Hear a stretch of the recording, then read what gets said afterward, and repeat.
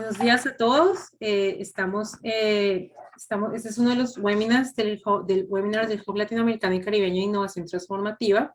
En esta ocasión estamos organizando este conversatorio con el Instituto Nacional de Cancerología en Colombia. Les damos a todos la bienvenida a este conversatorio sobre el cuidado del cáncer, una mirada desde las organizaciones de pacientes, cuidadores y familiares.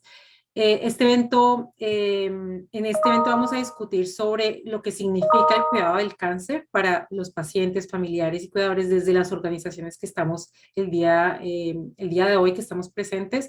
Tenemos una fundación de Argentina, Chile, Colombia, pero pues la idea es discutir cómo se pueden tener innovaciones en el sistema de salud a nivel también regional, no solo colombiano.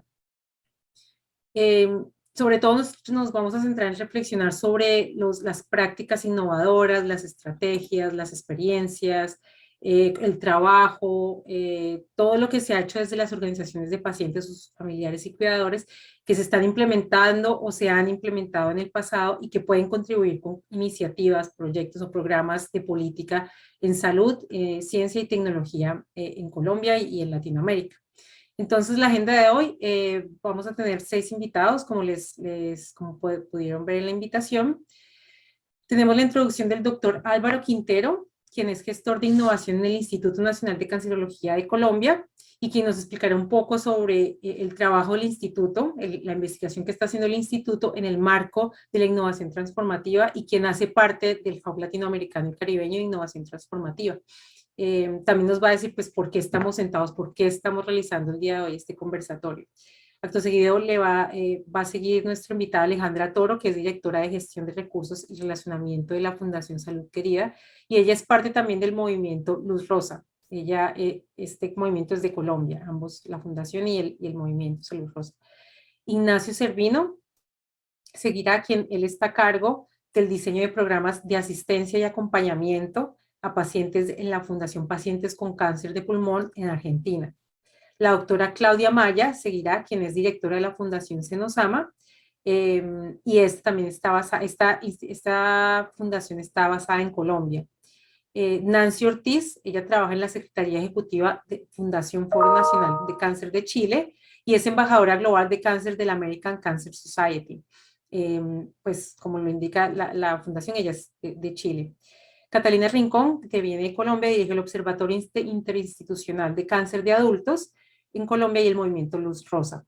Después de esto después de las intervenciones de nuestros invitados, tendremos algunas reflexiones de los invitados, preguntas que ellos se tengan entre ellos o alguna discusión, y abriremos el espacio para preguntas del público. Y haremos el cierre. Entonces, como le indiqué, doctor Álvaro, si quiere, el panel es suyo. Mil gracias, Paloma. Bueno, muy buenos días. Nos sentimos supremamente honrados, primero, con el apoyo del Hub Latinoamericano y Caribeño de Política de Innovación Transformativa, del que hacemos parte. Nos sentimos muy honrados. Les envío a todos ustedes, tanto las personas que son de Colombia como las personas que del extranjero nos están acompañando. Nos sentimos muy honrados con su presencia. Les envío un saludo muy especial de nuestra directora, la doctora Carolina Wiesner Ceballos, y de su equipo directivo, y de la subdirectora de Investigación y Salud Pública, subdirección a la que yo pertenezco, la doctora Marta Lucía Serrano. Les enviamos un saludo especial. Bueno, el Instituto Nacional de Cancerología, como lo sabrán algunos, es una organización del orden nacional. Somos orgullosamente del Estado, o sea, somos esa figura que el Estado tiene para poder apoyar el control integral del cáncer. Tenemos 4 grandes funciones, para que lo recuerden. Una es que apoyamos a la Autoridad Sanitaria Nacional, al Ministerio de Salud y Protección Social y a las entidades territoriales que lo demanden en la política para el control integral del cáncer. Esa es una de nuestras funciones principales. No hay otra organización del Estado que lo haga. Somos para eso, nosotros fuimos creados y la ley nos da ese mandato. En segundo lugar, la organización pues presta servicios de salud oncológicos. Son los más especializados. Nancy, Ignacio, Claudia, Alejandra y Catalina son los más especializados en Colombia. Nosotros somos para la prestación de servicios oncológicos del más alto nivel de especialización, o sea que somos también un hospital. Nuestro instituto hace investigación, una investigación del máximo nivel posible, precisamente reconocida por el Ministerio de Ciencia, Tecnología e Innovación, pero además nosotros formamos a los especialistas que apoyan finalmente en el territorio la prestación de los servicios. Entonces, observen, tenemos una institución con una gama de opciones supremamente poderosas y potentes para el control integral del cáncer y somos la única que lo hacemos así con ese nivel de integración en Colombia. Hospital, política para el control integral del cáncer, investigación, desarrollo experimental e innovación y la formación de especialistas en oncología nos hace una institución que podríamos ser, somos muy potentes y podríamos ser aún más potentes para el control integral del cáncer en Colombia. Pues bien, nuestra institución lleva, ya vamos a cumplir 87 años en Colombia. Para los que no nos conocen suficientemente bien, o más, imagínense, instalados en nuestro país luego de más de 86 años, nos da una presencia y una capacidad de apoyo en Colombia muy poderosa. ¿Por qué estamos aquí? Estamos aquí porque el instituto, con todo y que lleva mucho tiempo, está muy interesado en desarrollar sistemáticamente su capacidad para hacer gestión de la innovación.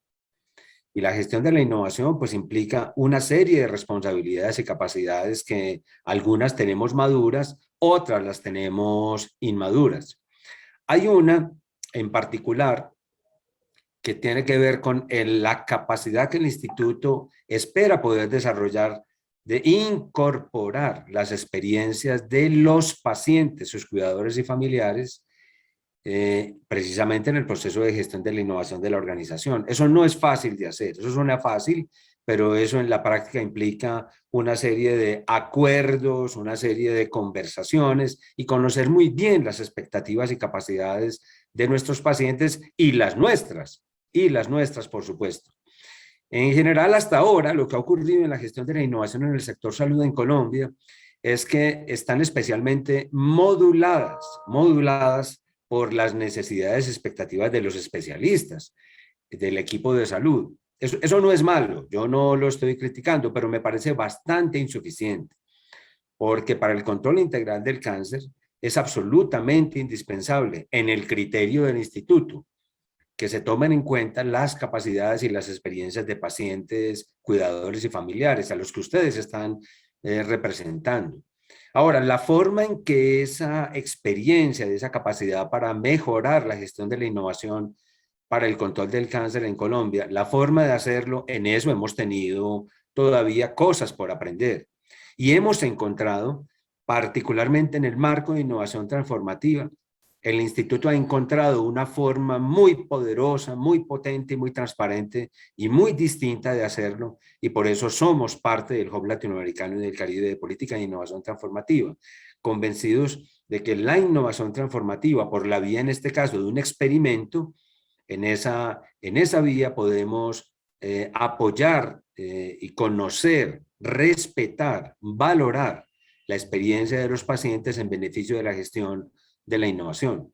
Y justamente en el Hub hemos incorporado con el apoyo de todos los expertos del Hub Latinoamericano un experimento que es el Laboratorio de Co-Creación para la Innovación. Ahí vamos, ya es un proyecto aprobado en el instituto con algunos recursos en el que nos hace falta, Nancy, Ignacio, Claudia, Alejandro, Catalina y todos los que nos escuchan, ese componente esencial de la participación de los pacientes. Y no queremos equivocarnos en eso, pero sí consideramos que la participación de los pacientes es fundamental. Esta conversación no es una conversación paloma, no es una conversación a propósito de asuntos particulares de la prestación de los servicios oncológicos. Es una conversación y tampoco es una encuesta de satisfacción o insatisfacción con los servicios del instituto. No, nosotros la queremos ver como una suerte de primerísimo primer paso para aprender con lo que ustedes nos ayuden a entender cómo incorporar las experiencias de los pacientes en procesos de innovación para el control del cáncer en Colombia. Queremos cambiar las reglas, que el paciente ya no sea un agente pasivo de recepción de servicios, sino que el paciente entienda que su participación es fundamental en la toma de decisiones para la gestión de la innovación. Por eso tenemos una expectativa del tamaño de un templo en relación con sus experiencias.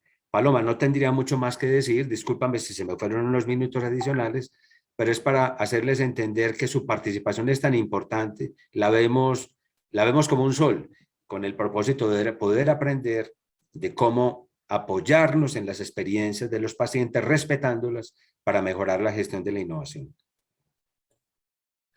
Muchas gracias, doctor Álvaro. Yo creo que fue una buena introducción para que nuestros invitados también sepan, digamos, cómo pueden contribuir a esta conversación de innovación transformativa. A seguido tenemos a Alejandra Toro. Hola, Alejandra. Hola Paloma, hola a todos, ¿cómo están? Doctor Quintero, un placer verlo y estar aquí en este espacio. Creo que me siento muy privilegiada de poder ser parte de este hub latinoamericano y poder contribuir con lo que he aprendido durante 16 años por ser paciente en remisión, pero siempre voy a ser paciente, esté en remisión, para poder mejorar las condiciones de los pacientes en mi país y en el entorno de la región. Básicamente, Paloma, pues yo no soy médica, no soy administradora ni abogada, yo soy restauradora de arte del lienzo y talla colonial, pero sí vengo de una familia de médicos de hace muchos años y he crecido con mi papá y mi hermano y otras personas de mi familia con ese espíritu de servir y de hacer las cosas bien. Hace 16 años me diagnosticaron con un cáncer de mama a raíz de mi diagnóstico empecé a trabajar en organizaciones de pacientes para mejorar las condiciones de las personas que no tenían lo que yo tuve cuando tuve la enfermedad. Entonces, a raíz de esto, pues me volví una experta para poder apoyar a los pacientes y hacer política pública que mejorara las condiciones. Aprendí de la patología, aprendí a cómo poder hacer programas que beneficiaran a los pacientes. Trabajé mucho tiempo en el Instituto Nacional de Cancerología cuando estaba el doctor Murillo, haciendo un programa de volver mujeres, las incorporé otra vez a la vida laboral y pude hacer de ellas personas que tuvieran un emprendimiento. Empecé con 3 mujeres, terminé con 167 mujeres. Iba todos los viernes a hacer un programa con ellas y durante 5 o 6 años pudimos hacer un cambio estructural en ver la enfermedad. También conozco muy bien el instituto porque mi suegro es primo hermano del doctor Mario Yanguas, Gaitán Yanguas. Entonces, de las cosas tan maravillosas que ha hecho el instituto, de la innovación, del acceso a los pacientes y de poder mejorar las condiciones de los pacientes que llegan al instituto. Creo que la función de las organizaciones de pacientes en este momento de la historia ya no ser asistencialistas. Creo que las organizaciones de pacientes tenemos que empoderar a los pacientes, volverlos activos frente a sus patologías, poderlos ayudar a navegar en el sistema de salud, desarrollar capacidades para tener una posición activa frente a los médicos tratantes, no una posición que sea altanera, una posición que sea grosera ante los médicos, pero sí que sepan qué tienen y cuáles son sus posibilidades y sus abanicos para tener una mejor condición de vida, una mejor calidad de vida, poder estar más tiempo libre de progresión. Entonces sí creo que debemos tener activación para los pacientes para que sean protagonistas de su propio proceso. Creo que eso es muy importante. Trabajo de la mano de Catalina Rincón, trabajo de la mano de Claudia Maya en el movimiento Luz Rosa, que es un movimiento de segundo nivel, que somos formadores de formadores, que estamos llegando a la región, estamos impactando la región y creo que hacemos un trabajo importante en no competir, sino apoyarnos y poder tener herramientas para mejorar las condiciones desde la parte estructural de los pacientes oncológicos. A eso me dedico hace 15 años, vivo para esto, tengo una familia maravillosa que me apoya y creo que desde hace 15 años puedo decir que no hemos podido bajar la mortalidad en Colombia, pero sí hemos podido cambiar mucho las condiciones de los pacientes. Ya una mujer con cáncer de mama en este momento es muy diferente a una mujer con cáncer de mama hace 15 años. Creo firmemente en que los pacientes tienen que tener una posición para gestionar su proceso. Y creo firmemente que todos tenemos que ayudarnos y apoyarnos para que las condiciones mejoren, que tenemos que ir cerrando las brechas de inequidad. Y creo que de la mano de Catalina, de Ignacio y de todos los que estamos aquí, de Claudia Maya, que ha sido una compañera de viaje hace 4 años, hemos hecho cambios estructurales. Y con Catalina, doctor Álvaro y Paloma, estamos haciendo grandes cosas desde Luz Rosa, desde Loica y desde nuestras organizaciones. Muchísimas gracias por este espacio y de verdad lo que nosotros podamos hacer y podamos mejorar y podamos contribuir para que el instituto tenga mejores condiciones para sus pacientes y abran nuevas herramientas y ventanas, estamos aquí para servir con muchísimo gusto.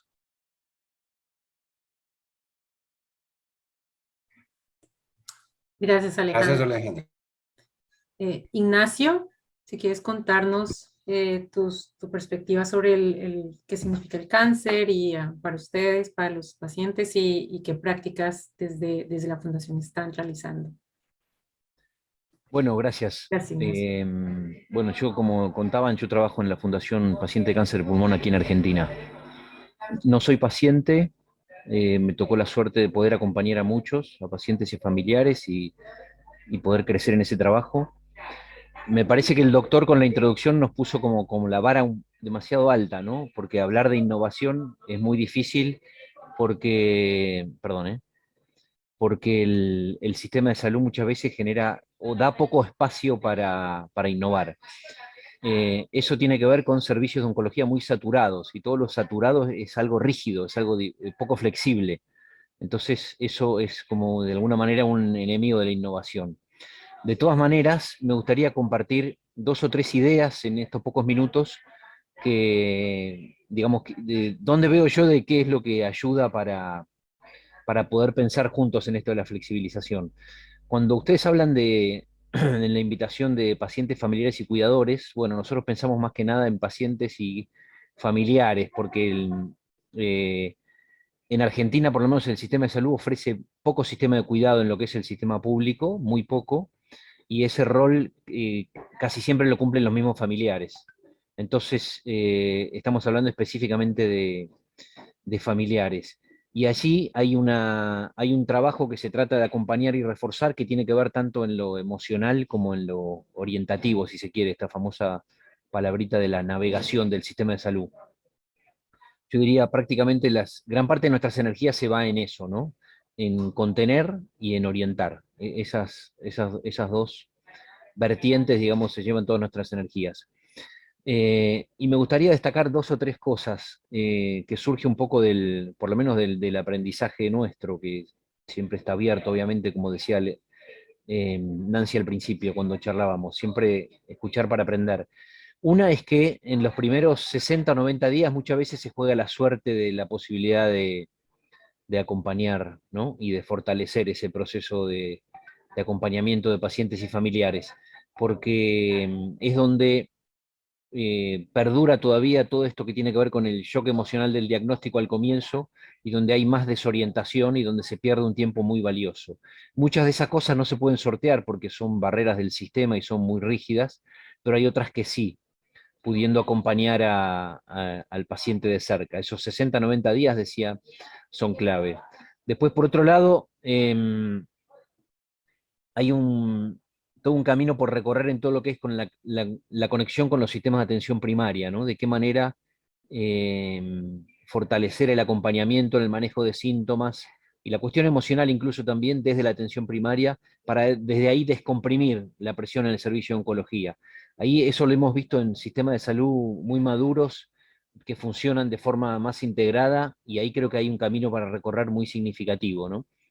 Parece que el paciente cuando llega al servicio de oncología es después en el sistema de salud es como el único foco que tiene, y cualquier síntoma que tiene, aunque sea previsible, aunque le hayan hablado de eso, vuelve al servicio y trata de acomodarse en un sobreturno para ver si puede hablar con el oncólogo. Un oncólogo que, como decíamos antes, muchas veces tiene la agenda muy saturada. Sabemos que la cantidad de oncólogos por habitante en los países de la región no es la óptima, ¿no? Y las condiciones en general en que trabajan no son óptimas tampoco, entonces eso genera como este nivel de saturación y de rigidez. Y después, todo lo que sea, lo que contribuya a descomprimir la presión sobre el servicio, yo creo que puede llegar a ser innovador. Toda la innovación que se pueda poner allí,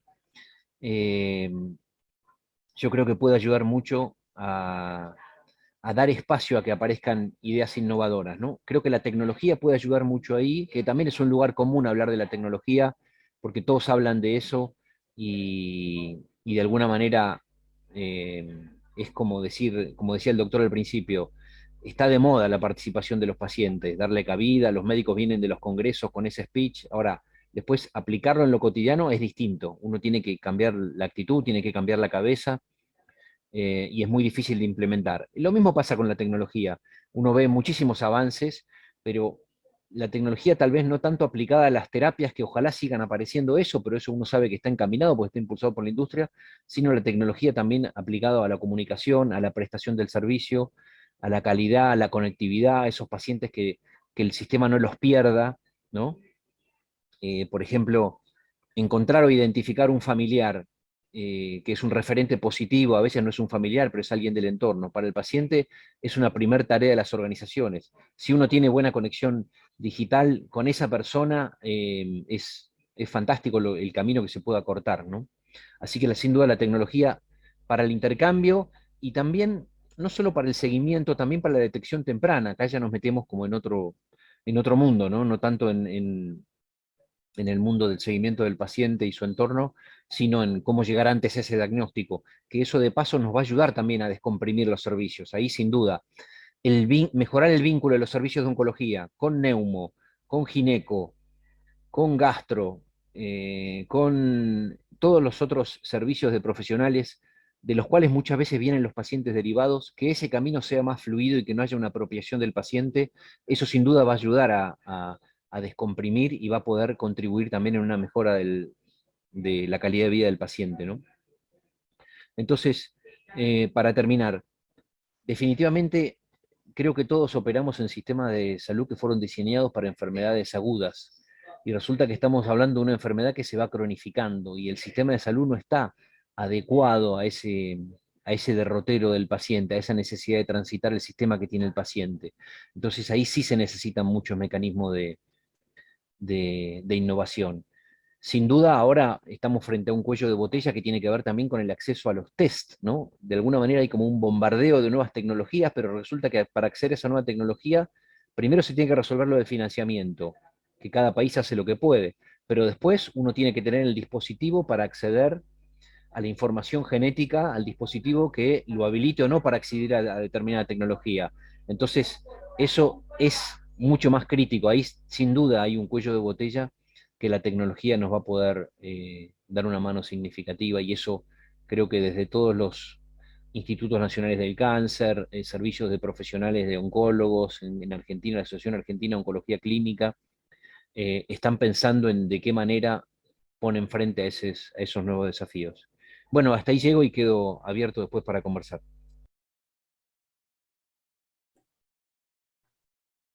Gracias, Ignacio.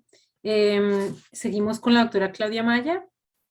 Doctora, si se puede presentar, decir a qué se dedica, y también nos puede contestar, hacer una reflexión.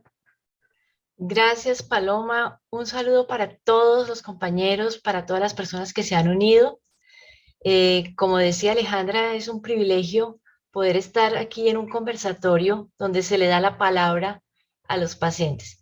Y gracias, doctor Álvaro, por tener en cuenta a los pacientes para estos procesos de innovación en la atención del cáncer. Mi nombre es Claudia Maya, yo soy médico de profesión. Vivo en la ciudad de Bucaramanga, aquí en la provincia, en el departamento de Santander, y soy la directora de la Fundación Senosama. Senosama se creó en el 2017 con la intención de apoyar, acompañar y asesorar a personas con diagnóstico de cáncer de mama, útero y ovario.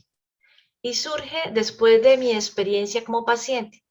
Les dije, soy de profesión médico, 30 años, hace que fui graduada de médico y he trabajado en diferentes sectores del sistema, en una IPS, en una EPS, fui secretaria de salud de Bucaramanga, secretaria de salud de Santander, mi esposo es cirujano oncólogo, se habla de cáncer todos los días en la casa y me tocó a mí ser paciente.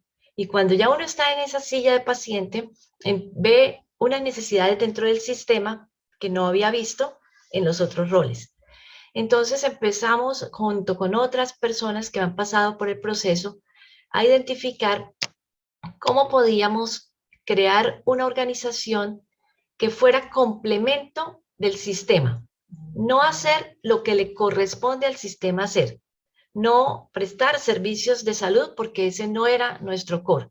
Es estar por fuera dando apoyo y acompañamiento y asesoría a alguien a quien se le acaba de hacer un diagnóstico de cáncer.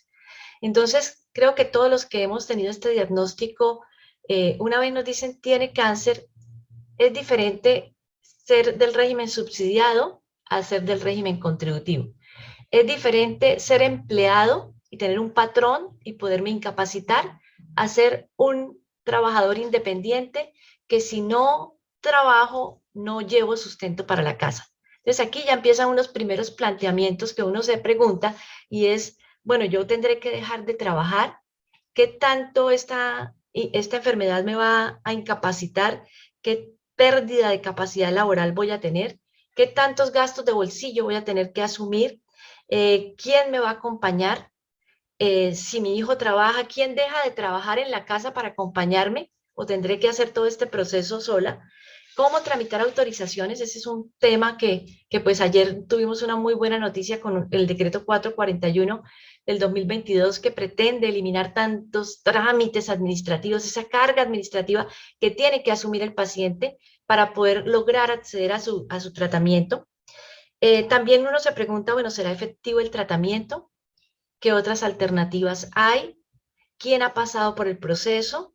Y escuchar a otros que han pasado por esa enfermedad resulta, la verdad, interesante. Más esas emociones que todos sabemos que aparecen del miedo, de la ansiedad, de la angustia, del miedo a morir, de la posibilidad de escuchar una segunda opinión. Y eso hace que nosotros en Senosama hayamos optado por 4 ejes de trabajo. Uno, con los pacientes ya diagnosticados, que buscábamos mejorar calidad de vida de esa persona que ya tiene el diagnóstico. ¿Y cómo mejorar calidad de vida? Entonces el apoyo emocional, el apoyo espiritual, darles el bono de taxi para después de que salgan de su quimioterapia o radioterapia, vayan a casa en taxi, tener el banco de pelucas, tener los costureros, tener algo que para mí es valiosísimo que se llama la Escuela de Pacientes y Cuidadores y que es muy, muy, muy importante para ambos, para el paciente y para su cuidador. ¿Cómo yo sé más de la enfermedad? ¿Cómo sé de qué manera yo puedo apoyar a mi amigo o a mi familiar enfermo? Y también ayudarles en esos trámites de vencer las barreras administrativas. Ese primer eje. Segundo eje, todo lo que tiene que ver con detección temprana y es acompañar a las secretarías de salud en estas actividades de educación para llegar temprano a un diagnóstico. Tercero, incidencia política pública, y es que justamente nos hemos puesto a conversar con tomadores de decisiones, a llevar la mirada del paciente, a sentarnos con ministerio, a sentarnos con otras organizaciones de pacientes, elevar y amplificar la voz del paciente y decirle, mire, estamos identificando en territorio, en la provincia, estas dificultades, estas barreras, que son las que ya conocemos de acceso, de fragmentación, de dificultades para la continuidad del tratamiento. Y entonces ese es el eje de investigación y advocacy. Muy débil aún el de investigación, doctor Álvaro, porque nosotros llevamos 5 años de ser creados, pero sabemos que ahí hay una potencial enorme. Tener un grupo de pacientes a quienes uno se está escuchando directamente es súper valioso. Y el último eje, pues, es el de recolección de fondos. Entonces, cuando el doctor Álvaro nos decía hace unos instantes, bueno, venga, yo quiero que las organizaciones de pacientes me digan como qué es lo nuevo que han hecho. Ustedes no me hablen de lo mismo que ya hemos hecho durante muchos años. ¿Cuál es el reto? ¿Qué podríamos hacer nuevo? Entonces, nosotros en Senosama nos dimos cuenta que la información es muy importante, pero que esta información que nos dan los médicos es difícil de comprender. El tiempo de la consulta es muy cortito. Uno está en shock y no se queda con parte de la información que le dice el médico. Y más ahora, doctor Álvaro, que con el tema de la pandemia, entonces si usted no es mayor de 65 años no puede llevar acompañante y le toca ir solo a la consulta, entonces uno no entendió lo que el médico le dijo, se le olvida muchísimo.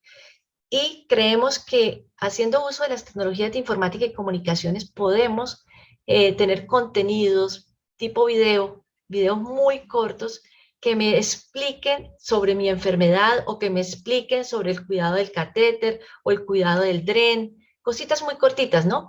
Yo les confieso que en Senosama tenemos unos grupos de WhatsApp que están organizados por EPS, lo cual nos ha dado muy buen resultado para entender las rutas de atención.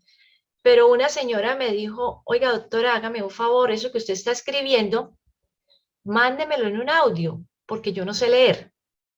Yo asumía que todos sabíamos leer. Entonces dije, no, venga, aquí tocó cambiar el formato y el formato del video de 30 segundos, de 1 minuto para enviar el mensaje. Entonces le apostamos en Senosama, doctor Álvaro, a una plataforma que se llama Educarte, que es una plataforma de e-learning que tiene unos momentos sincrónicos y otros asincrónicos. Ya generamos un primer contenido que es de habilidades para la vida y ahorita estamos trabajando en otros contenidos. La persona ingresa, ve videos, escucha audios, tiene herramientas de ayuda y se conecta vía virtual como esta para hablar con el especialista.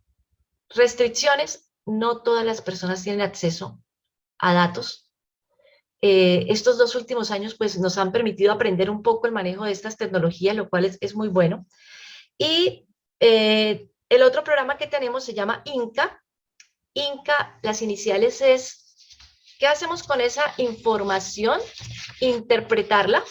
Entonces nosotros como Senosama tenemos que ser intérpretes, hacer unos traductores del lenguaje técnico médico al lenguaje del paciente. Entonces, INCA de interpretar, C de conocer, yo qué hago con esa información, cómo la proceso un poquito para que se vuelva conocimiento, y el A de actuar. Entonces, INCA es una iniciativa del 2022 en la cual estamos trabajando, tratando de encontrar herramientas pedagógicas que nos permitan ser traductores de ese lenguaje técnico, para que el paciente pueda conversar más fácilmente con su médico, preguntarle. Eso que decía Alejita, ay doctor, yo escuché que ahora hacen algo que se llaman unas pruebas genéticas, unas pruebas genómicas, ¿será que eso aplica para mí?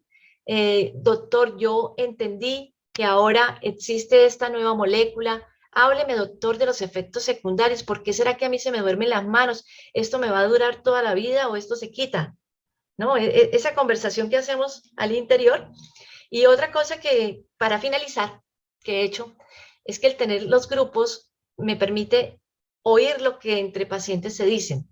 Y entonces se filtran esos mensajes por redes, que el cáncer no existe, que es un negocio de la industria farmacéutica, que se cura con bicarbonato, que se cura con el agua de piña, que suspendan los tratamientos. Y yo, ojo, atención, eso no es cierto, miren el video, esta información es falsa, verifiquemos.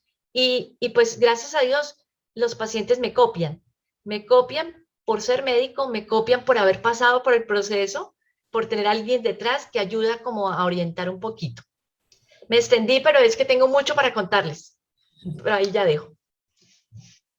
Gracias, Claudia. Seguimos con Nancy Ortiz de Chile. ¿Nos puedes contar de dónde vienes y cuáles son tus puntos de vista acerca de esta reflexión?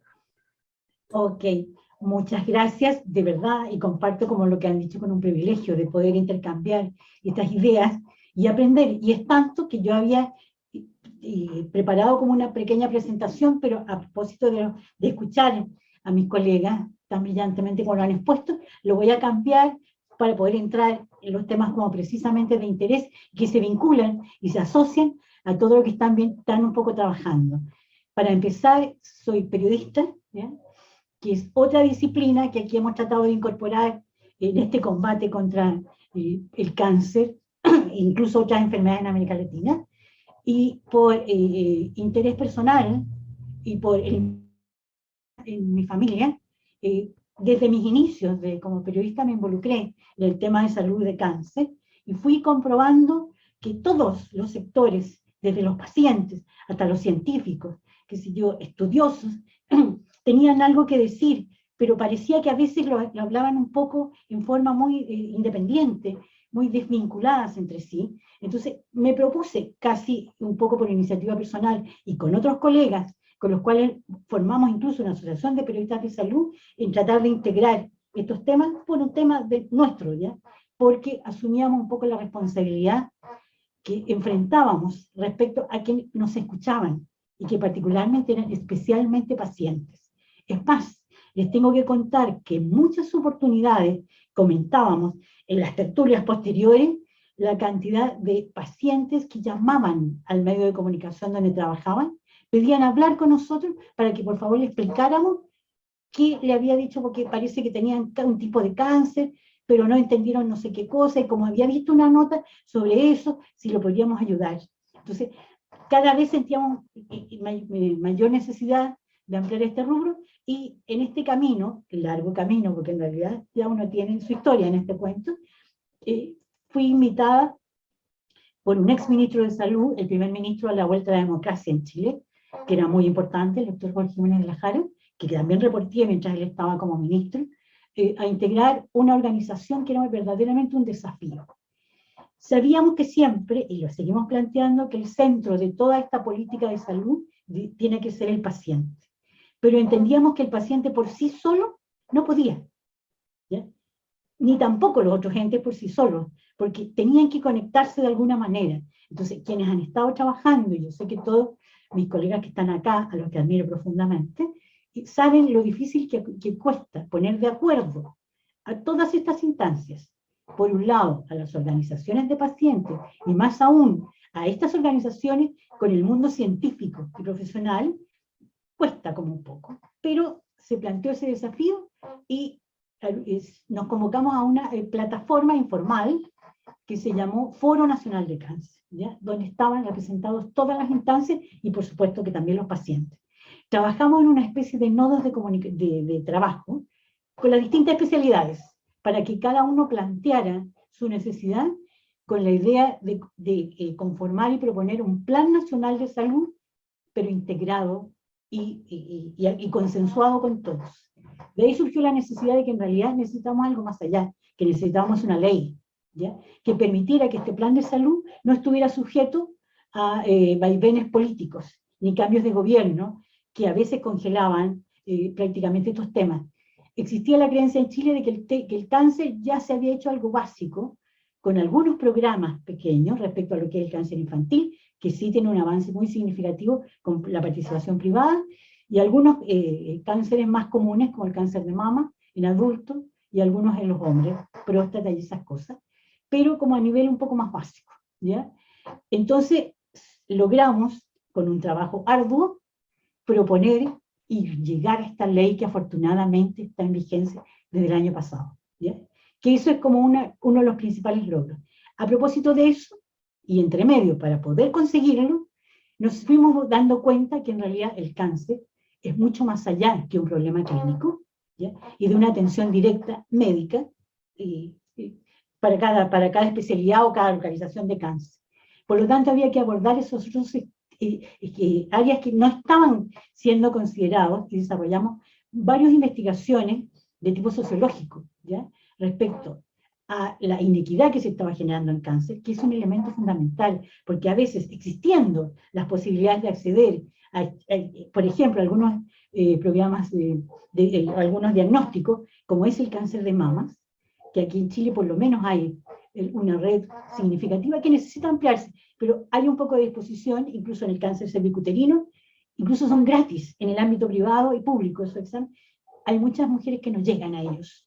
¿Por qué? Por un problema de inequidad y de desconocimiento en un país geográficamente muy diverso, ¿ya? Y con diferencias muy significativas, y yo creo que ustedes han escuchado, a propósito de todo lo que ha ocurrido en mi país, incluso desde el estallido social, los problemas de inequidad que enfrentamos. Eso es necesario abordarlo, y tal vez en esos aspectos es donde las organizaciones de pacientes nos pueden ayudar más que nada, ¿ya? Ahora, por ello consideramos, y les quiero citar como ejemplo, un programa especial que hicimos durante la pandemia, que demostró que esta alianza, ¿ya?, autoridad, médicos y pacientes, puede atender algunas de las dificultades. Decidimos juntarnos todos los días viernes, un grupo importante de organizaciones de pacientes, con el Departamento de Cáncer del Ministerio de Salud, para atender el problema de la pandemia, donde se postergaron, y todos saben el impacto que tuvo en lo que es la atención de salud, para ver cuáles eran esas dificultades, cómo podíamos apoyar, incluso hasta llegar a ver casos por caso. Y recién se está haciendo como un resumen de ello, donde la verdad que la cantidad de casos incluso que se logró atender fue súper significativo. Se lo cito porque es un ejemplo concreto. Pero lo más importante de esta ley, ¿ya?, que yo creo que involucra una parte significativa de lo que nosotros creemos como sociedad chilena, que puede contribuir a mejorar las condiciones del cáncer, más encima con esta enfermedad ya es la primera causa de muerte en Chile, y desde el 2019, y recién nos venimos a dar cuenta el 21, ¿ya? Es que esta ley creó una Comisión Nacional de Cáncer, que es la representación total de la sociedad civil, para implementar esa ley en el marco de la autoridad del Ministerio de Salud.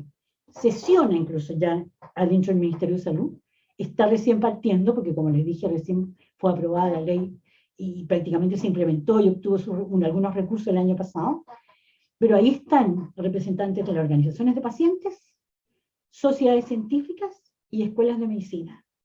Y por ahí van a pasar, si bien ellos no van a decidir completamente, pero permitirán evaluar, proponer y revisar proyectos, necesidades y políticas que se dicten respecto de la ley de cáncer, de cáncer en el marco de una ley. Y eso creo que da una autoridad significativa para la voz de los pacientes, que además puede llevar, y ahí trato de entrar a ver si alcanzo con el tema particularmente de la innovación, de ver cómo quienes padecen la enfermedad, quienes están asociados y conociendo entre ellos lo que está pasando, saben muy bien las necesidades que tienen, ¿ya?, respecto también de sus cuidadores, y que además cómo esto se puede combinar con nueva tecnología, como dijo Ignacio, respecto a lo que es el tema de diagnóstico, que la hay, pero cómo evaluar qué es lo que nos sirve, qué es la que potencialmente nos entrega ventajas comparativas para poder usarla, porque los recursos siempre van a ser escasos, ¿ya?, pero la idea es poder utilizarlos de mejor manera. ¿Cómo esos recursos, a lo mejor que estaban pensando, no sé, a modo de ejemplo, implementarse en un elemento, una maquinaria especial, a lo mejor podían tener también un efecto superior en la educación para facilitar el acceso y el seguimiento de algunos tratamientos que a veces se dan y que la gente no continúa porque no sabe qué tiene, porque a lo mejor alguien le dijo que eso le podía hacer mal, y ahí vienen todas esas creencias de las hierbas, de no sé qué, que son verdaderamente, que influyen en todos estos elementos de acceso. Y uno siempre está pensando solamente en llegar a la consulta médica y punto, te fijas tú, que ahí le logren y le den. Pero si no se entiende, como decía Claudia, tampoco llegan a ningún fin específico. Por lo tanto, es fundamental que estén las organizaciones de pacientes asociadas en el marco de la sociedad civil para poder evaluar cuáles son las mejores soluciones. Y ahora, si me permiten, felicitar al doctor Quinteros. Conozco perfectamente la calidad de su servicio, incluso hemos desarrollado una reciente investigación con la Unión Internacional contra el Cáncer, con el Instituto de Cáncer de Colombia, que nos ha permitido incluso proponer cuáles son los problemas más urgentes, cuáles son los a mediano plazo y cuáles son futuros que hay que atender en cáncer, y donde está bien significativo el tema del desarrollo tecnológico y la inventiva. Es más, hemos patrocinado concursos para que la iniciativa particular proponga soluciones tecnológicas o de adelanto inventivo para poder atender y resolver adecuadamente los problemas de cáncer en Chile. Y todo ello esperamos evaluarlo lo más ecuánimamente posible para que verdaderamente puedan llegar a una política pública que les sirva a todos. Eso es lo que quería como comentar. Gracias, Nancy. Catalina. Gracias, Paloma. Buenos días para todas y para todos. Soy Catalina Rincón, directora del Observatorio Interinstitucional de Cáncer de Adultos OICA y directora administrativa del Movimiento Luz Rosa. Ya la doctora Claudia y Alejandra nos han hablado un poco pues, del trabajo que estamos haciendo desde este movimiento. Yo agradezco mucho la invitación y la oportunidad de estar en este espacio hablando con compañeros y compañeras de otros países de la región y también colegas aquí a nivel nacional. Creo que pues, nos han dado una muy buena perspectiva entre todos de ese rol tan importante que tienen las organizaciones de la sociedad civil en la atención de los pacientes con cáncer en Colombia, en la visibilización de sus necesidades, en la representación de estas personas en los espacios de participación que se crean. El observatorio es un movimiento de sociedad civil que en este momento agrupa a 13 organizaciones de pacientes.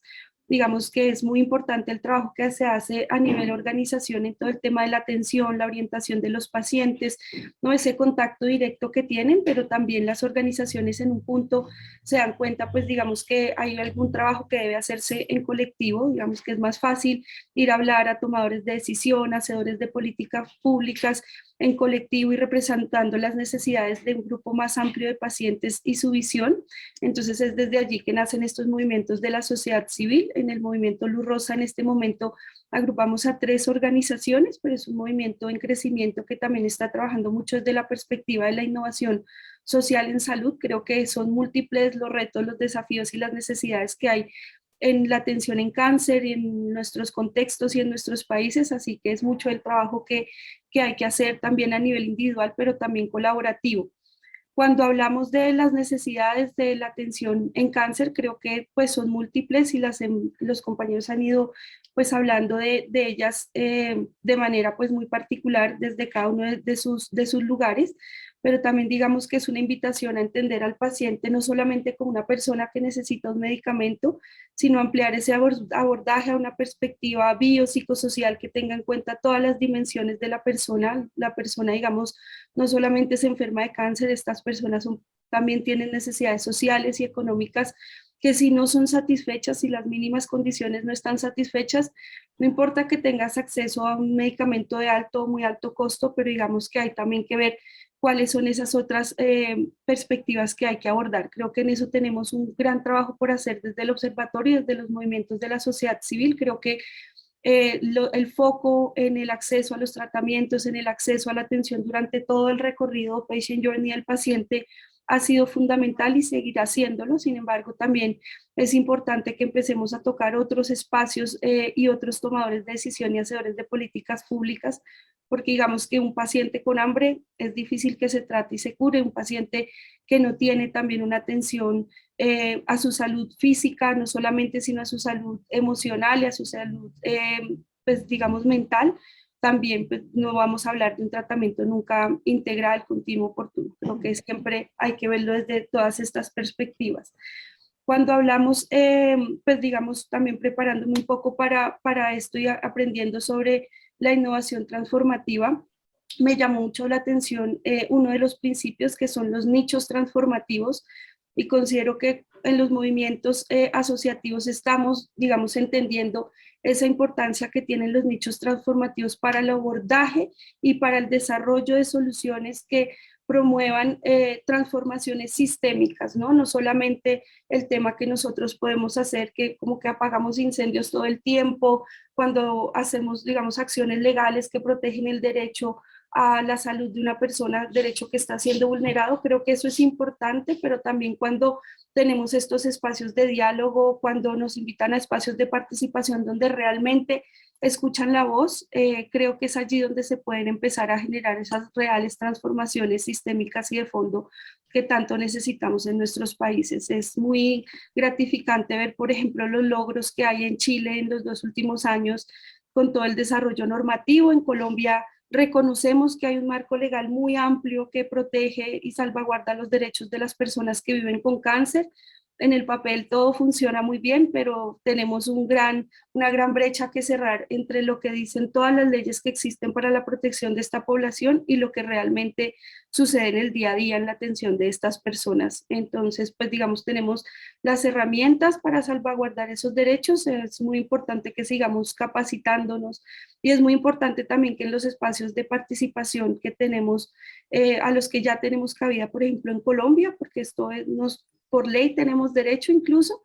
Sin embargo, ¿cuál es el impacto de esa participación? Y eso es algo, digamos, en lo que estamos trabajando ahorita desde el Observatorio de Cáncer de Adultos y desde el Observatorio de Cáncer Infantil. Hemos hecho un acuerdo de colaboración con la Defensoría del Pueblo para desarrollar un estudio en el que podamos medir realmente cuál es el impacto de esa participación social, porque es muy bueno que nos inviten, pero también es muy bueno que realmente nos escuchen y que esto tenga algún producto, digamos, final dentro de las leyes y dentro de los planes y programas que se formulan para la atención en cáncer. Bueno, pues seguimos, digamos, invitando a todos a nivel nacional y a nivel regional a que nos integremos cada vez más, a que nos articulemos y a que vayamos, digamos, de manera organizada. No estaremos de acuerdo en todos los puntos, es muy difícil estar de acuerdo en todo, pero digamos que esos puntos críticos, esos puntos claves que están, digamos, sobre la mesa, sobre los que se están discutiendo, que sobre esos puntos podamos llegar a un acuerdo e ir como sociedad civil a representar con una sola voz a todas estas personas. Y digamos, ahí hay un reto, porque la política pública y los programas se crean desde una perspectiva de comunidad, pero también hay que tener en cuenta todas las particulares y las particularidades y la subjetividad que requiere la atención y el control del cáncer. Agradezco mucho nuevamente pues por este espacio, espero poder participar. Gracias, Paloma, por la invitación que nos haces en el chat del evento de innovación transformativa que habrá en Medellín, y bueno, que este sea el primero de varios encuentros, y muchísimas gracias.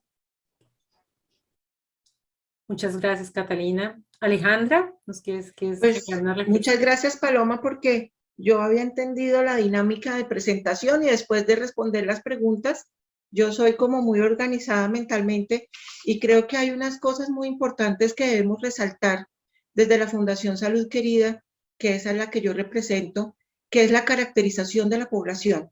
Nosotros hemos entendido a través de los WhatsApp, que también manejamos, al igual que Claudia Maya, la importancia de no hablarle en el mismo lenguaje a todos los pacientes. Nosotros no podemos pretender que una persona de nivel socioeconómico 1 o 2 en Colombia tenga los mismos mensajes y los mismos contenidos que una señora que se sienta en el country club a tomar café. Entonces, y hemos usado esa diferenciación de los mensajes para que las personas no solamente entiendan cómo navegar en su sistema de salud, cómo entender su patología, sino también cómo acceder y sentarse frente a un médico.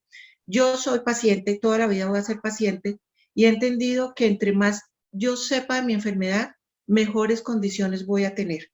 Yo no debo tener miedo. Hay pacientes que no quieren saber nada de su enfermedad. No, eso no me cuenten nada, eso cuéntenlo a mi marido, a mi mamá, a mi papá. Yo no quiero saber nada de lo que me está pasando, yo solo hago lo que el médico me dice. Eso lo hemos tratado de cambiar muchísimo desde la Fundación Salud Querida, porque hemos hecho programas dirigidos y diseñados para los pacientes. Nosotros trabajamos todos los cánceres de la mujer, cáncer de pulmón, cáncer gástrico, y hemos tenido programas muy especiales como Mi Cáncer, Mi Huella, para hacerle entender a cada mujer que su cáncer es único, que no se puede comparar con las otras, que todas las personas no reciben los mismos tratamientos, ni los mismos medicamentos, ni las mismas cosas. Eso ha mejorado mucho las condiciones de conocimiento. En Mi Cáncer tiene nombre y apellido nos hace conocer cuáles son los subtipos de nuestra enfermedad, que no tenemos todas las mismas características y que debemos aprender de lo que nos está pasando. Creo importantísimo y he aprendido muchísimo porque yo estoy sentada en 2 mesas a nivel mundial para hacer proyectos y para poder impactar a la población de latinoamericana, cómo mejorar las condiciones, cómo podemos enseñarle a las personas las herramientas que hay para acceder a sus tratamientos. En Colombia estamos llenos de normatividad, pero esa normatividad no la conoce la persona del común. La conocemos nosotros, que somos los advocates y que estamos sentados en las mesas día a día para transformar la realidad de los pacientes. Pero una persona de a pie no conoce todo lo que tiene en sus manos para poder acceder al Sistema General de Seguridad Social. Entonces, también nos hemos dedicado a que estas personas conozcan sus herramientas, conozcan sus derechos. Nosotros no estamos formando a pacientes para que tengan un fortín de defensa, pero sí para que sepan que tienen unos tiempos y que pueden gozar de la salud. El goce de la salud es un derecho fundamental y todos los pacientes deben tener lo que tienen que tener en el momento que debe ser, ni más ni menos. Entonces, nosotros procuramos para que estos pacientes tengan esas cosas. Desde Salud Querida hemos estado en todas las mesas para poder transformar las condiciones de los pacientes. Tenemos pacientes empoderados, tenemos pacientes educados, tenemos pacientes que tienen posturas activas frente al médico, que saben a qué tienen derecho, que saben que hay enfermedades oncológicas que no se van a curar, pero los pacientes yo creo que tienen ya una conciencia de que pueden entender que no me cure, pero lo que no entendemos en Colombia es que no me traten, que no tenga yo acceso a poder tener esas opciones terapéuticas, que pase una mujer, yo tuve mi cáncer, me lo encontré un 30 de noviembre del 2006, el 10 de diciembre ya estaba con una cirugía, ya tenía todos mis exámenes de extensión y el 5 de enero yo ya estaba en la Fundación Santa Fe en quimio, con absolutamente todo. Para que una mujer del régimen subsidiado tenga eso que yo tuve, pasan más o menos un año y 4 meses en Colombia. Entonces lo que estamos haciendo es disminuyendo esas brechas de los diferentes regímenes. Nosotros no tenemos por qué tener mejores condiciones o peores condiciones porque estamos en regímenes diferentes. Yo creo que la atención debe ser universal y única. Y eso lo hemos tratado de cambiar. Y de la mano de Luz Rosa, de la mano de Loica, y de la mano no solamente de SQ, sino de todas las organizaciones de Colombia, sí estamos haciendo la diferencia y estamos, yo creo que disminuyendo las inequidades y las brechas. Los pacientes tienen que entender que la medicina está cambiando, que las oportunidades van mejorando, que la innovación está llegando. Pero muchas veces nos preguntamos en las organizaciones de pacientes, ¿para qué tanta innovación? Si hay tantas trabas para tenerla, tantas barreras para acceder. Entonces, tenemos que sentarnos de verdad y poner las cosas sobre la mesa, pero todos los actores para mejorar las condiciones. Y creo que no solamente debemos trabajar a nivel Colombia, sino de verdad reunir todas las problemáticas que tenemos en la región, porque Colombia es la entrada de muchas cosas y podemos cambiar lo que está pasando en Perú, lo que está pasando en Argentina, y podemos tener el best practice de cada país para nosotros copiarnos y poder mejorar las condiciones en Colombia. Salud Querida es una fundación que está a nivel de cualquier fundación, a nivel región o nivel del mundo. Hemos hecho cambios estructurales, hacemos programas grandísimos porque tenemos un comité médico científico detrás de nosotros. Entonces podemos educar, empoderar, acompañar e informar a los pacientes con bases reales, con información verídica, con información que de verdad van a cambiar sus posiciones frente a la enfermedad. Eso es lo que nosotros hacemos en Salud Querida. Muchas gracias. Muchas gracias, Alejandra, y muchas gracias a todos por sus valiosos comentarios. Doctor Álvaro, ¿quiere comentar o tiene alguna pregunta entre ustedes? No, adelante, Paloma. Al final haría mis comentarios y mis reflexiones e invitaría a los involucrados a nuestro siguiente paso. Bueno, Nancy, ¿tienes alguna pregunta, por favor? No, estaba pensando solamente agregar otro elemento que se me traspapeló en eso, porque como hablé de todas las instancias que son múltiples las que deben abordar el tema del cáncer, en el tema de prensa, que yo creo que los puede ayudar mucho a todas las instituciones, incluso hemos desarrollado un curso para periodistas de salud, buscando innovadoras formas, porque a los periodistas jamás los podíamos tener en un panel de este tipo por más de 20 minutos, 30 minutos. ¿Sí? Entonces buscamos también sistemas de nuevas tecnologías de comunicación para poder abordar eso, que también van a ser súper necesarias para poder empoderar mejor y educar mejor a los pacientes. Entonces, si en el área de innovación se está pensando un poco solamente en los test clínicos, en algún sistema de seguimiento de pacientes, o también es factible abordar otras áreas, como la comunicación masiva, que pienso que podría ser un elemento súper significativo para apoyar todas las tareas que se realizan de todos los ámbitos en cáncer. Muchas gracias, Nancy.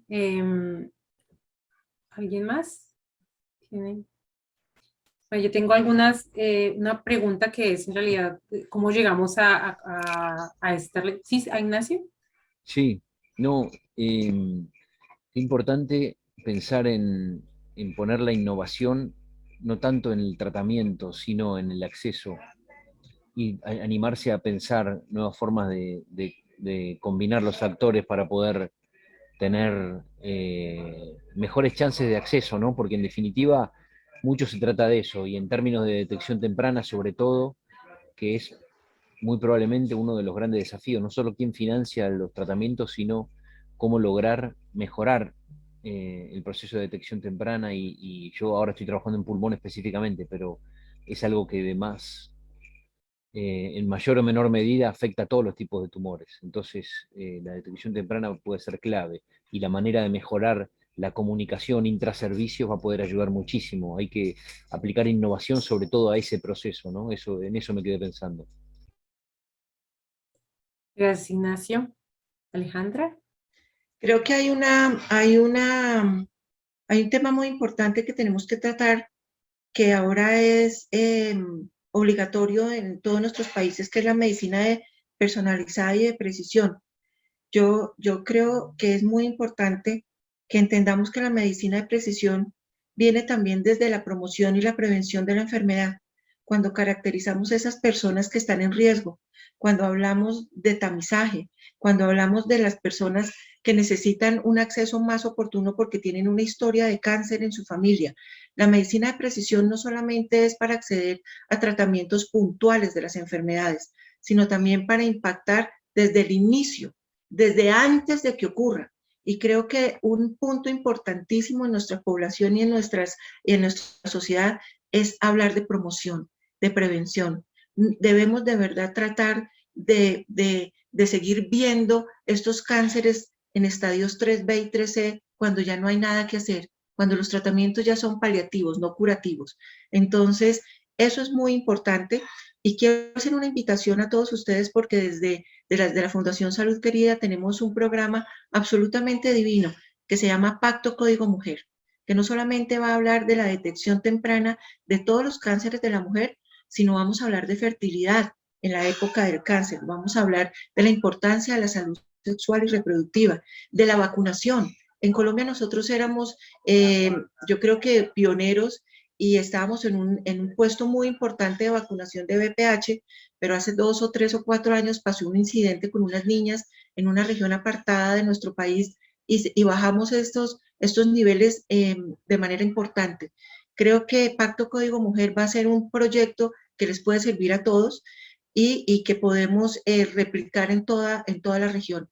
Y vuelvo a repetir que nosotros tenemos que trabajar muchísimo en la promoción y la prevención de las enfermedades. Tenemos que impactar ese estadio inicial para poder bajar los costos en el sistema de salud, para poder tener más mujeres en sus casas, más hombres en sus casas. No podemos seguir curando cánceres en estadios terminales o en estadios tan avanzados que ya no hay nada que hacer y los costos se incrementan de manera tan importante. Entonces creo que la promoción y la prevención también debe ser tocada en esa medicina de precisión y en esa medicina que tanto hablamos personalizar. Muchas gracias. Gracias, Alejandra. Doctora Claudia. Sí, gracias. Quería añadir, voy a bajar la mano, quería añadir el tema de la data, la importancia de la información. Les decía ayer en Colombia está el decreto 441 que por primera vez hace algo que queríamos todos y es cruzar la información de la factura con la información de los RIPs. ¿Qué es eso? Es un registro de la atención, pero iba por un lado lo que se cobraba a lo que realmente aparecía como hecho, efectivamente hecho. Nosotros desde Luz Rosa creamos una herramienta en este momento solamente para cáncer de mama que se llama Luz Rosa Network. Y allí tomamos mucha información clínica del paciente para poder nosotros, sobre todo, caracterizar la población en un nivel de detalle que hoy la cuenta de alto costo no nos suministra. Y si nosotros en este momento quisiéramos saber cuántos pacientes con cáncer de mama triple negativo tenemos que están adheridos al tratamiento, no podemos saberlo.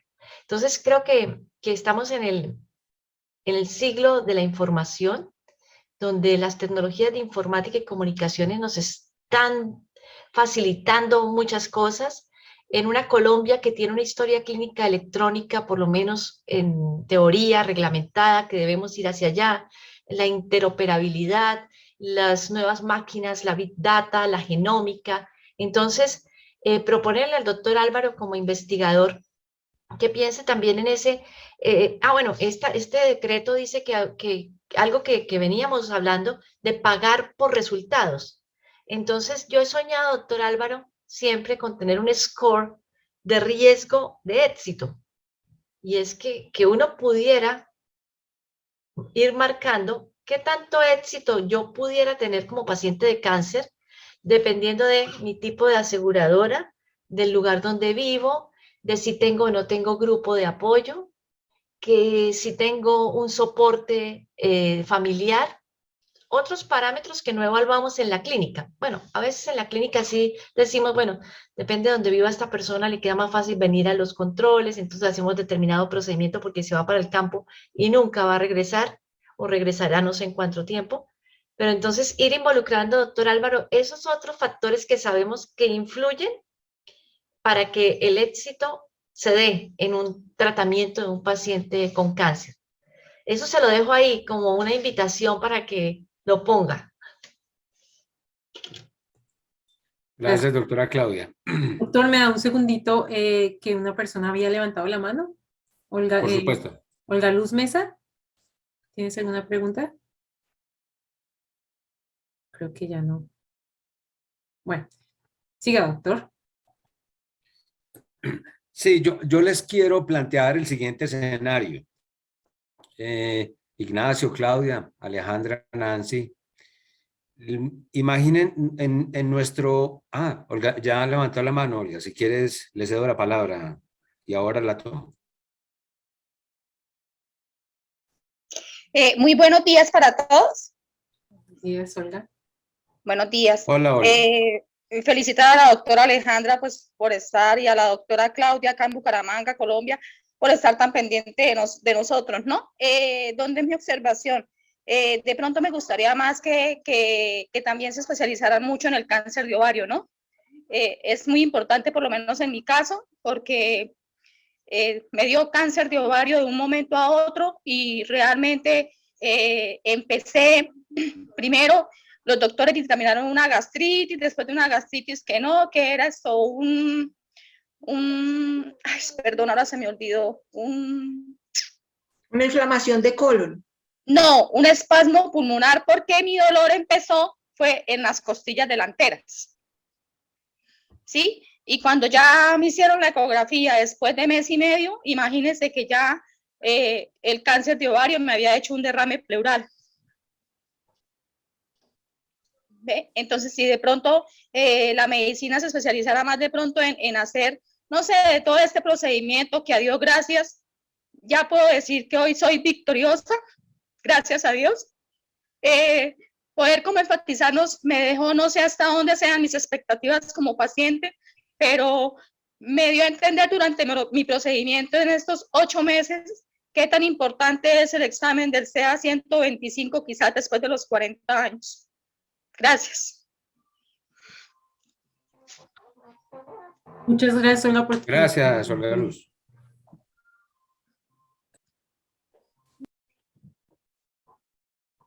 Doctor, si quiere seguir.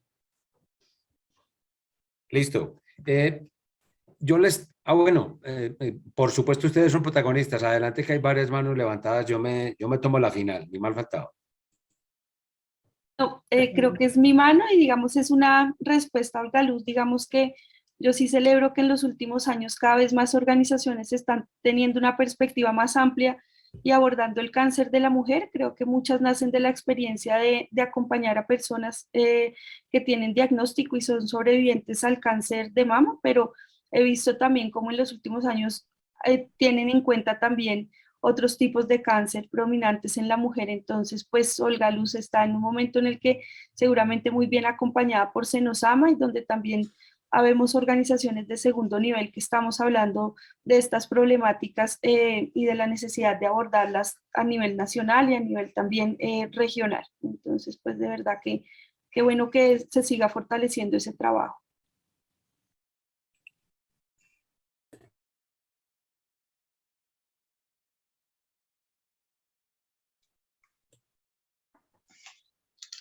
Doctor, hágale, yo puedo intervenir. Matías. Matías y Gabriela.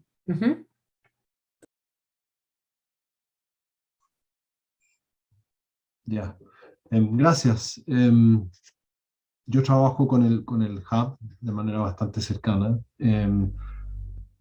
Gracias por haber organizado este evento. Me parece excelente la conversación.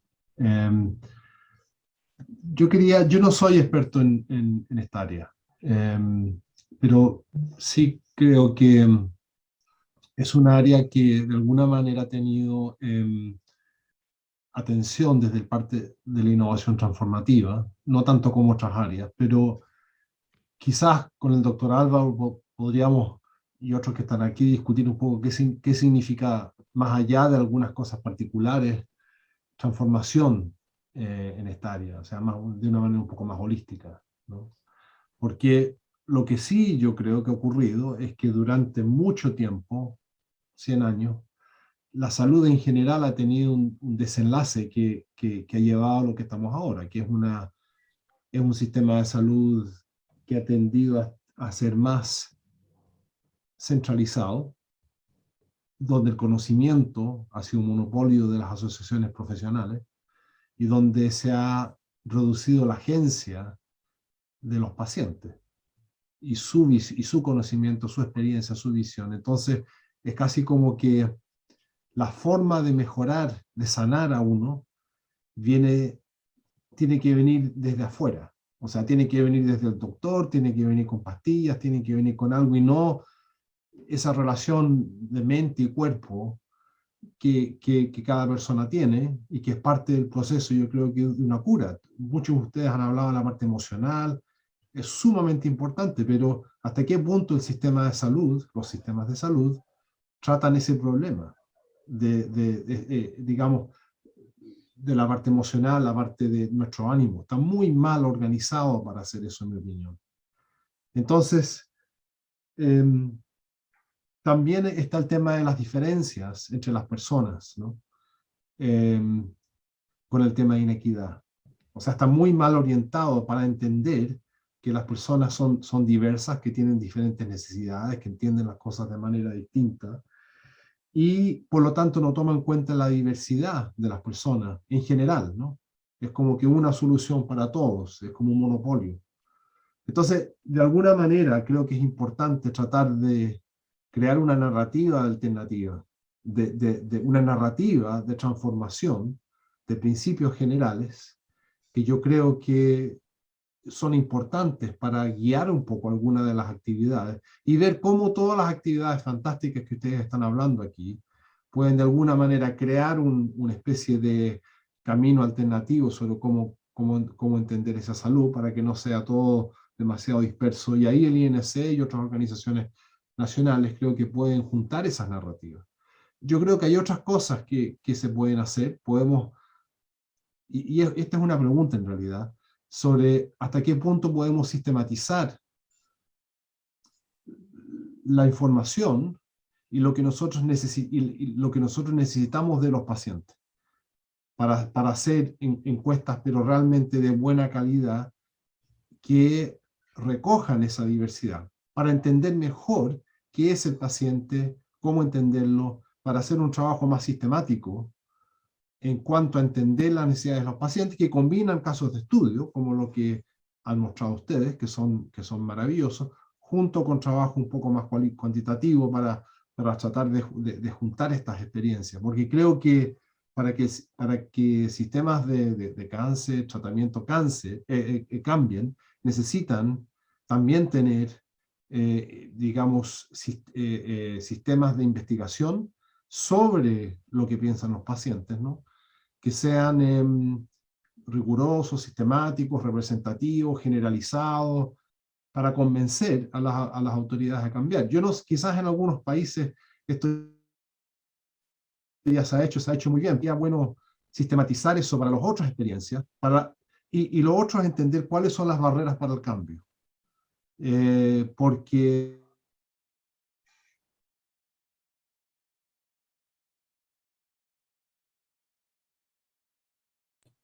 Matías. Se congeló, parece, ¿sí? Ah, ok. Yo creo que sí, se congeló. prácticas, ¿no? Por perder poder, etcétera. Porque eso también tenemos que conversar, de trabajar más. Matías, se te está entrecortando la comunicación. Que a mí me parece que son importantes. Tienes un problema de red, Matías.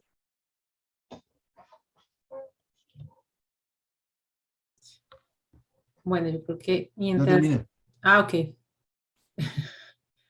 Se te dio entrecortado al final. No sé si dijiste algo, no se te entendió muy bien porque la comunicación estaba entrecortada.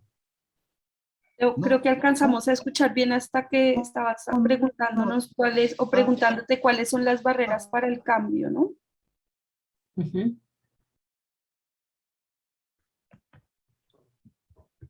Ella puede seguir, no sé.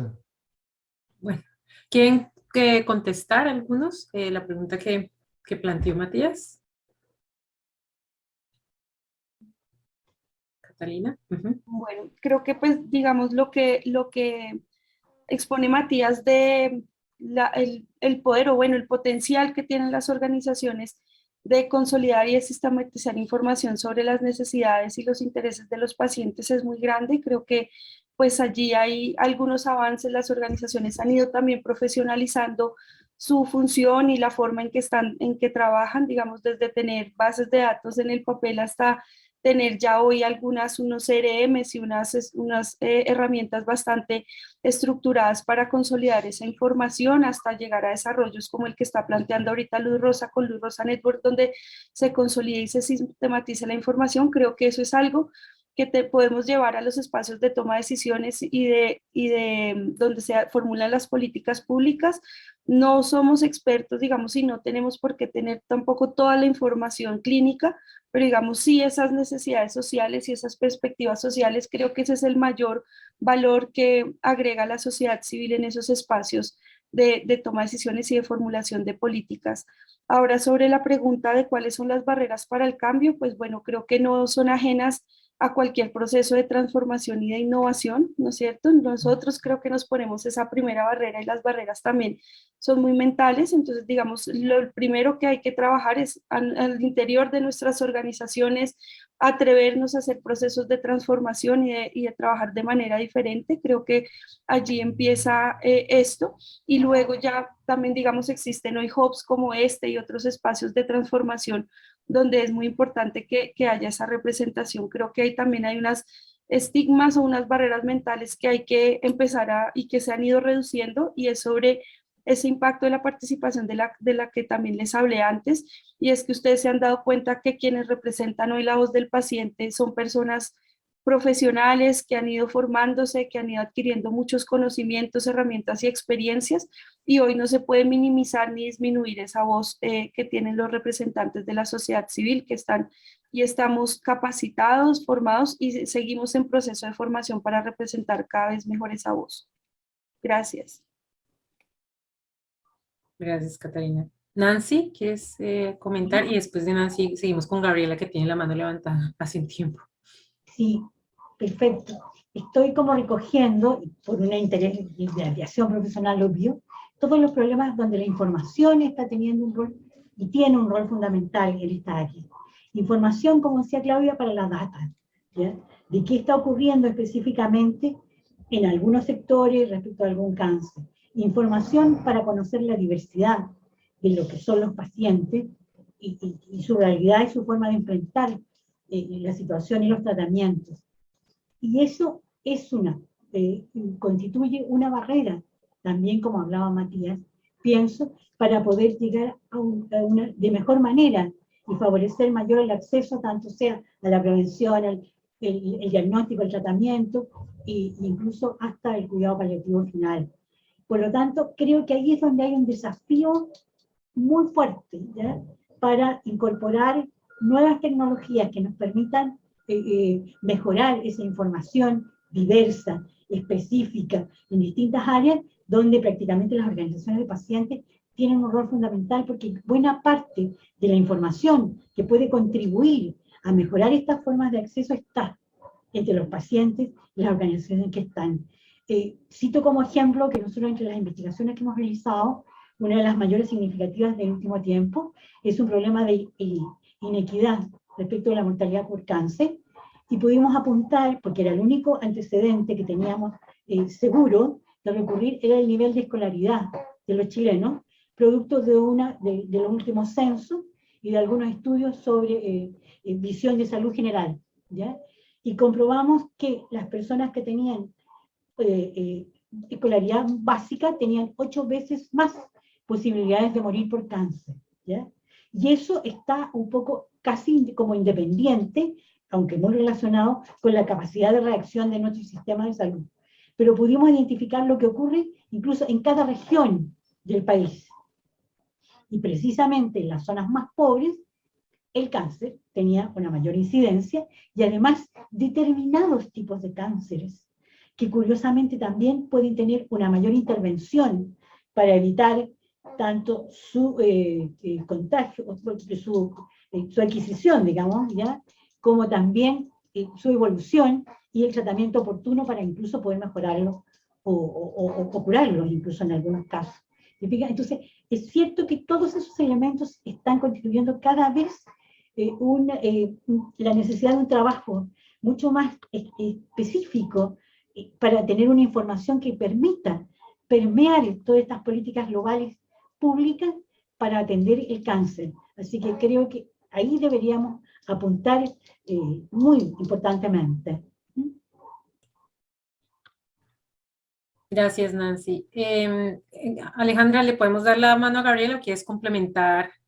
Creo que es una cosa muy, muy corta, apoyando mucho lo que dice Nancy. Okay. Y lo que yo había dicho al inicio, tenemos que caracterizar la población y educarla dependiendo de su nivel socioeconómico, porque la persona que tiene 5 hijos, que es una persona que trabaja en un hogar o una persona que trabaja en una obra, no tiene el nivel de urgencia cuando se detecta un síntoma, y pasa y pasa y pasa el tiempo, porque tienen otras prioridades, tienen la prioridad de comer, tienen la prioridad de cuidar 5 o 6 niños, tienen la prioridad que si no lleva el alimento a su casa, pues su familia no come. Entonces, cuando se detectan las cosas, a veces pasa mucho tiempo antes de reaccionar. El nivel de seguimiento de instrucciones, el nivel de entendimiento de las campañas que muchos de nosotros hacemos, no le llega a toda la población. Por eso las campañas y el idioma y todo el mundo no tiene esa capacidad de entender lo que escribimos. Tenemos que diversificar la manera de cómo llegarle a estas poblaciones para que entiendan. Y estoy totalmente de acuerdo también con Catalina que las organizaciones de pacientes ya tenemos personas totalmente formadas y profesionales y que no solamente estamos dedicados a poner pelucas y a poner pestañas, sino que somos personas que ya entramos a un nivel de poder cambiar el sistema de salud de nuestros países y somos tenidos en cuenta porque nos hemos capacitado y hemos podido llegar más allá de ser asistencialistas y de solamente tener a los pacientes para cuchucharlos mientras pasa la enfermedad. Esto es muy importante, ser amorosos y estar en todo el soporte de un tiempo, pero nosotros de verdad tenemos que cambiar la manera estructural de los pacientes oncológicos. Tenemos que hacer cambios diferenciales y que no sigamos teniendo lo mismo de lo mismo durante todos estos años. Eso es importantísimo. Muchas gracias, Alejandra. Gabriela, creo que le damos la palabra a Gabriela, Yesid, y cierra el doctor Álvaro Quintero porque ya se nos está acabando el tiempo. Hola, buenos días. Gracias. Hola, Gabriela. Buenos días. Yo fui paciente de cáncer cuando era niña. Yo tuve una leucemia, linfoma linfoblástico, y debido a eso, yo vi también, digamos, a mis cuidadores primarios sufrir mucho. Y actualmente yo soy practicante en la Fundación Santa Fe. Yo trabajo con pacientes de quimio y también he visto muchos cuidadores primarios en una situación muy complicada. Sé que hemos hablado un poco de las mejoras y los cambios que han habido para el cuidado de los pacientes, pero me preguntaba si ustedes de pronto conocen algunas mejoras, tanto a nivel nacional como internacional, que se estén tomando, digamos, para, por ejemplo, prevenir el síndrome del cuidador y los distintos, digamos, efectos que puede tener la presión de, digamos, estar cuidando a pacientes con cáncer. Gracias, Gabriela. ¿Alguien nos quiere contestar? ¿Alguno de ustedes?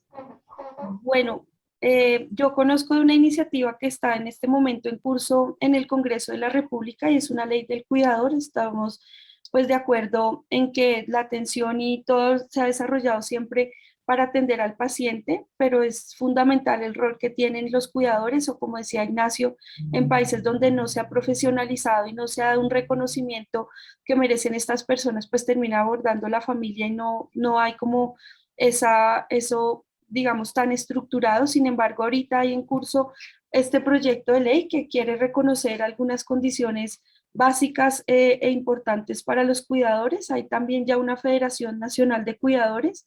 Hay también algunos programas de capacitación en universidades como la Universidad Nacional, que tiene un programa muy interesante y muy importante para darle herramientas a estas personas para ejercer mejor su rol, pero también para atenderlas como personas, ¿cierto? No solamente es ponerles más cargas y capacitarlas, sino también esta importancia de escucharlas, de acompañarlas, de tenerlas en cuenta dentro de los procesos. El SENA también está en este momento con un programa de capacitación a personas cuidadoras. Sé que el año pasado hicieron un programa interesante para personas que cuidan de pacientes con enfermedades poco frecuentes, huérfanas o raras. Sin embargo, la idea es que también desde las instituciones, desde la CAMED, desde los diferentes programas y entidades, se tenga en cuenta a esta persona, ¿no? También y se le den herramientas y soporte. No sé si alguien más quiera complementar. Gracias, Catalina. Jessie, si vas a hacer una intervención bastante corta porque ya vamos a cerrar. Gracias. Sí, señora, gracias. Buen día. Quisiera de pronto ahondar un poco más en la iniciativa de participación, porque es una de las barreras que siempre he tenido o he vivido. Siempre se habla que hay que integrar el paciente, que sus familiares, que el lenguaje, que la información. Y realmente en la experiencia, desde el 2012 que vengo trabajando justamente en esa integración, en esa voluntad, encuentro que siempre hay una barrera y es el mismo modelo patriarcal que se utiliza entre todas las instituciones. Y cuando hablo del modelo patriarcal es como yo soy el profesional o yo soy la institución prestadora y yo soy el que mando, yo soy el que decido y yo soy el que determino cuál es el mejor camino. Y se deja a un lado la voluntad o el derecho a participar activamente de mi condición como paciente, incluso a mi familia. Entonces, se integran diferentes elementos como vamos a crear el programa, como efectivamente se hizo, que hay modelos exitosos de los programas de cuidado a cuidadores, como lo tiene la Universidad Nacional, como lo tiene el mismo Instituto Nacional de Cancerología, y, y se empiezan a integrar esos elementos. Pero el paciente como persona sigue estando en un segundo plano. ¿Y por qué lo digo yo como persona? Porque yo lo vivo. O sea, yo lidero un grupo de cerca de 1.200 pacientes de cáncer y hacen preguntas tan básicas como, venga, es que a ustedes les está pasando que por ejemplo, que sienten resequedad en las uñas. Hay cosas tan básicas como esas, ¿sí? O sea, que me dicen, hombre, ¿y por qué no le preguntan a su profesional? ¿Cuál es la respuesta? Normalmente, no voy a generalizar porque sería muy irrespetuoso, que todo es normal. O sea, se normaliza tanto el lenguaje y las condiciones que hacen y convencen a los pacientes que eso es normal, cuando la realidad es que puede ser una situación completamente ajena a su condición de vivencia del cáncer. Pueden ser otras patologías u otros elementos que afecten dichos comportamientos y todo se normaliza. Entonces, la respuesta común es, venga, yo les pregunto aquí en mi grupo, pues en el grupo, como les digo, en el grupo constantemente preguntan por WhatsApp o preguntan en Facebook, preguntas básicas como esas, ¿sí? Por ejemplo, para mujeres, mujeres que dicen, mire, es que, por ejemplo, tengo resequedad vaginal. Y me dice, pero pues pregúntale a tu profesional, es que dicen que todo es normal. Entonces, entre las mismas mujeres también se empiezan a responder ese tipo de cosas. Y es porque el acceso a la información también está como encapsulado. Entonces, a mí me gustaría que realmente, si la participación del paciente es importante, pues que fuera una decisión de participación. Porque después dicen, es que no tenemos los recursos para hacerlo. Entonces ya se vuelve un tema monetario y no un modelo realmente de participación. Todos, absolutamente todos los grupos de pacientes a nivel mundial no cuestan un peso. Solo está la voluntad de participación de las personas porque queremos ayudar a las otras personas.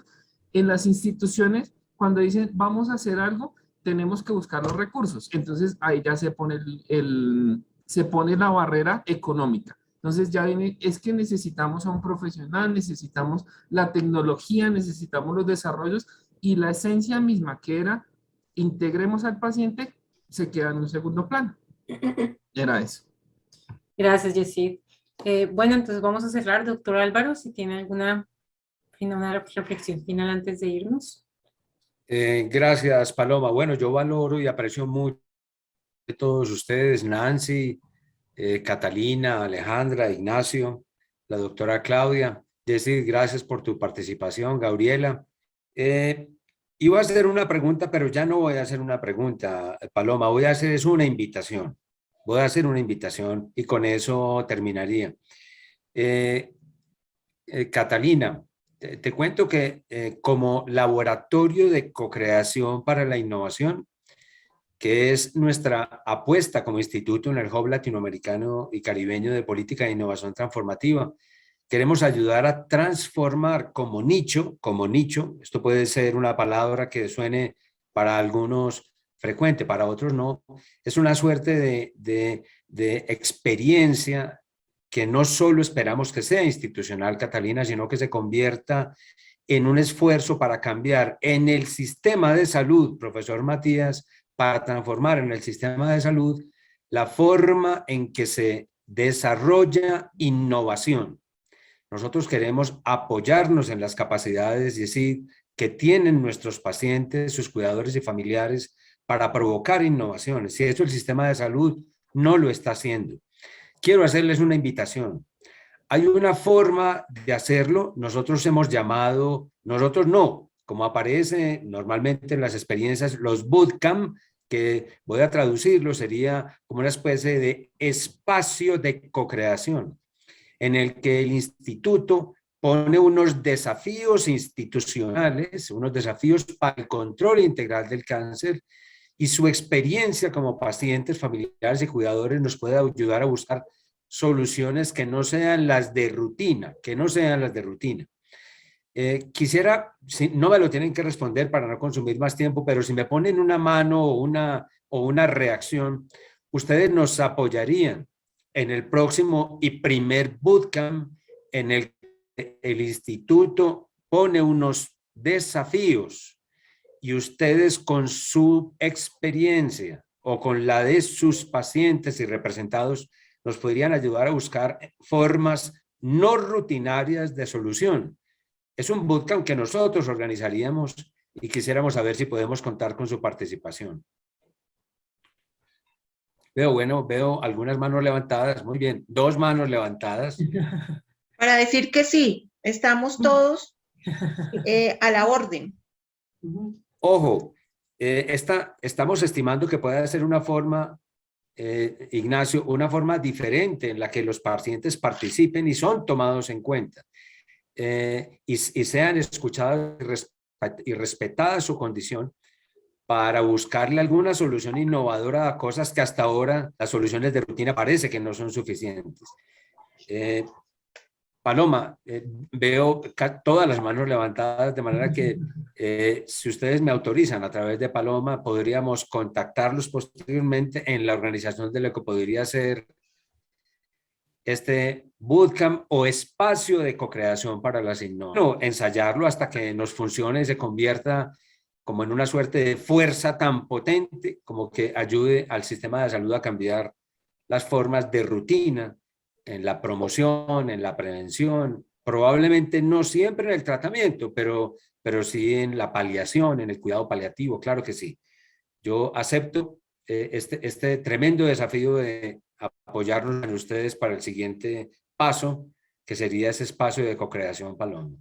Bueno, muchas gracias, doctor, y muchas gracias a nuestros invitados y invitadas, Alejandra, a Nancy, a la doctora Claudia, a Catalina, a Ignacio y al doctor Álvaro por el día de hoy.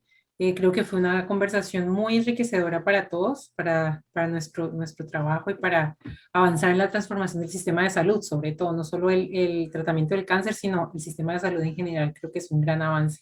Y pues nos seguiremos en contacto. Finalmente, pues los invitamos a todos a nuestra conferencia del Hub Latinoamericano, que es en Medellín, el 20 de mayo.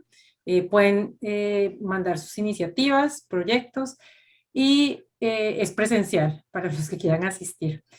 Muchas gracias a todos por su asistencia y feliz tarde, feliz mañana o en otros lugares. Gracias. Gracias, Paloma. Un abrazo para todos. Hasta luego, Muchas gracias. Quintero, hasta luego todos. Hasta luego, Ignacio Gracias. Servino.